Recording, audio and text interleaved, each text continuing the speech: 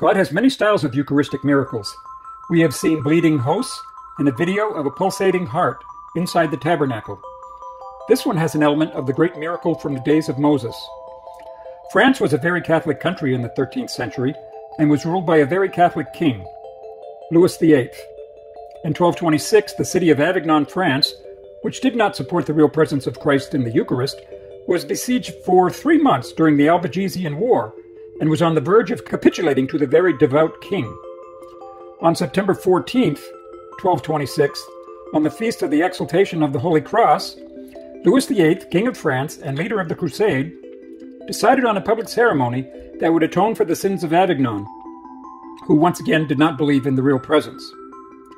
King Louis VIII led a procession, escorted by the cardinal, followed by 60 bishops, French barons, and a crowd of Avignon people. The king humbled himself, amazingly enough, by dressing in an ash-colored bag. The procession marched to the Chapel of the Holy Cross outside the city walls to pray the Blessed Sacrament. To support this Eucharistic devotion, a brotherhood was established shortly thereafter to ensure that a permanent adoration of the Blessed Sacrament was held in the Chapel of the Holy Cross. This brotherhood was the origin of the devout and royal company of the Grey Penitents of Avignon. Fast forward 207 years, and the Eucharistic Miracle of Avignon occurred in that same Church of the Holy Cross, home of the same Grey Penitents of the Franciscan order from the time of King Louis VIII. At the time of this miracle in 1433, Avignon was considered the center of Christendom, and the city's Palace of Popes was home to a series of 7 popes. After several days of heavy rain, the Sorgue and Rhone rivers rose steadily and reached a dangerous height. The Grey Penitents now had a serious problem. Finally, on November 30th, 1433, Avignon was flooded. The friars were certain that their little church, which stood along the Sorgue River, had been destroyed by the raging waters.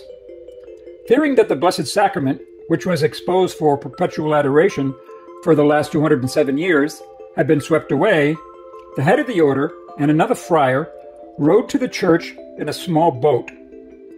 Getting there was difficult, but when they finally arrived, they found a miracle. Although water inside the church was 4 feet high, an aisle pathway from the entrance of the church to the altar was perfectly dry, while the pews were flooded. The sacred host was unharmed. The pathway from the front door to the altar called to mind the parting of the Red Sea in the time of Moses, for all along the sides of the church, in the pews, water steadily rose, but the aisle remained completely dry. Amazed by what they were seeing, the friars had others from their order come to the church to verify the miracle. The news spread rapidly, and many people, including those in authority, came to the church, singing songs of praise and thanks to the Lord. Several hundred people witnessed this miracle. Later on, the Grey Penitents determined that the anniversary of the miracle would be celebrated in the church every year on the feast of St. Andrew the Apostle. Even today, every November 30th, the brothers reunite at the Chapelle des Penitents Gris to celebrate the memory of the miracle. Before the blessing of the Holy Sacrament, the brothers perform a sacred chant taken from the Canticle of Moses, which was composed after the parting of the Red Sea. I will sing to the Lord, for he is triumphant. At a breath of your anger, the waters piled up. The flowing waters stood like a mound.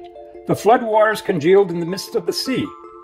In your mercy, you led the people you redeemed. In your strength, you guided them to your holy dwelling. Exodus chapter 15, verses 1 through 18.